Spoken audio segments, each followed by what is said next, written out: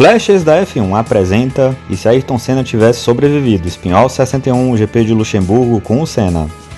Fãs da F1, vamos ao spin-off do GP de Luxemburgo de 97 com o Senna. Se você for novo aqui no canal e estiver achando estranho eu falar em 97 GP de Luxemburgo e Senna na mesma frase, eu te explico porque você achou estranho. Isso não aconteceu na vida real, já que o nosso herói lamentavelmente nos deixou em Imola 94. Contudo, gente, esse vídeo faz parte de uma série de vídeos de spin-offs que relatam a minha imaginação, com um spin-off por corrida do que poderia ter sido a carreira do Ayrton Senna caso ele tivesse sobrevivido ao acidente de Imola em 94. E a gente já chegou tão longe que já estamos entrando na fase final da temporada de 97 com o Brazuca no grid. O GP de Luxemburgo de 97 seria o 15º da temporada e seu autódromo hospedeiro seria o de Nürburgring, na Alemanha. A nomenclatura do GP na vida real e, portanto, na nossa realidade paralela provavelmente foi uma estratégia encontrada pelo Bernie Ecclestone para abrigar os circuitos de Barcelona, Jerez, Hockenheim e Nürburgring juntos na mesma temporada, impedindo a possibilidade de conflitos de nomes de GP em virtude de suas localizações geográficas. Mas e aí, como poderia ter sido o GP de Luxemburgo de 97 com o Senna? Mergulha na minha imaginação aqui comigo. Sem antes deixar de pedir a vocês que se inscrevam aqui, deem joinha e ativem as notificações caso sejam novos por aqui. Tudo bem, gente?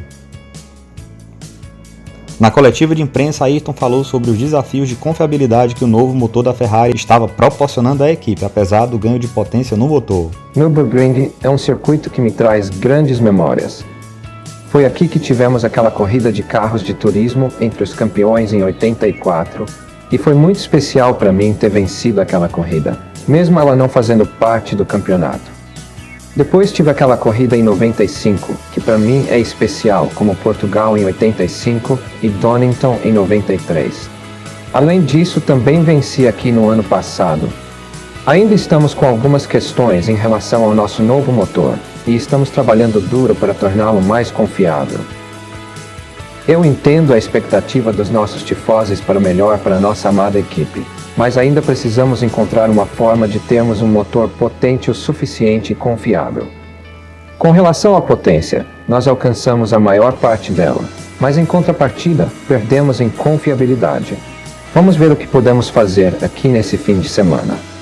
Na classificação, Nürburgring viu uma surpreendente melhora da McLaren, com Mika Häkkinen fazendo a pole position, seguido de Villeneuve em segundo, Hill em terceiro, Brunel em quarto e Senna e Schumacher largando respectivamente apenas em quinto e sexto lugares.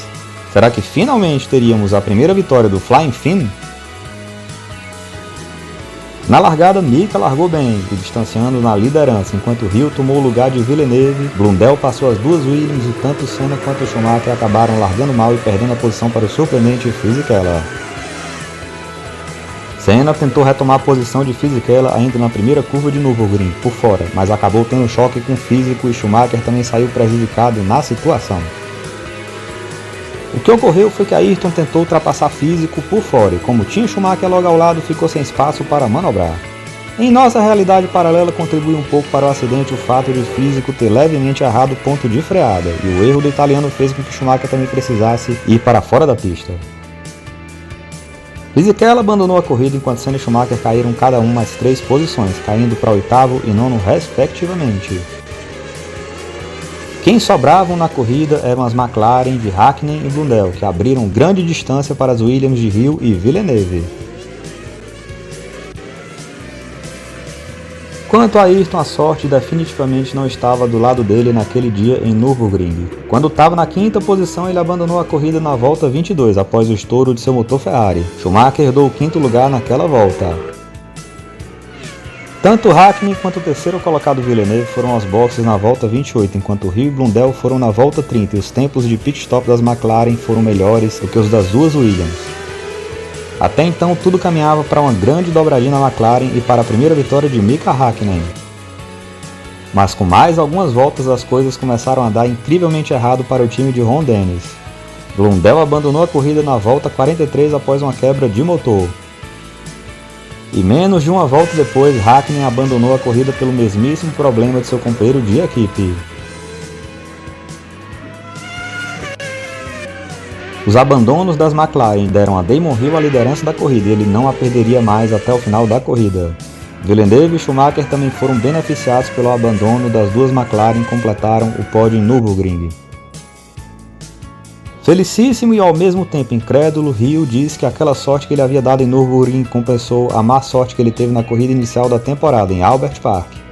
A felicidade do britânico foi complementada pelo bom posicionamento que ele alcançou no campeonato, ultrapassando Senna na pontuação e ficando a apenas 5 pontos do líder Schumacher. O campeonato iria para suas 2 corridas finais, em Suzuka e Jerez, e a etapa do Japão poderia dar o título a Schumacher caso o alemão vencesse e Hill não chegasse na segunda posição. Há 28 anos, em uma realidade paralela bem próxima a gente, o campeonato de 97 estava melhor do que nunca, pessoal. É isso aí, meu amigo. Obrigado por ter visto esse vídeo. Até a próxima corrida imaginária.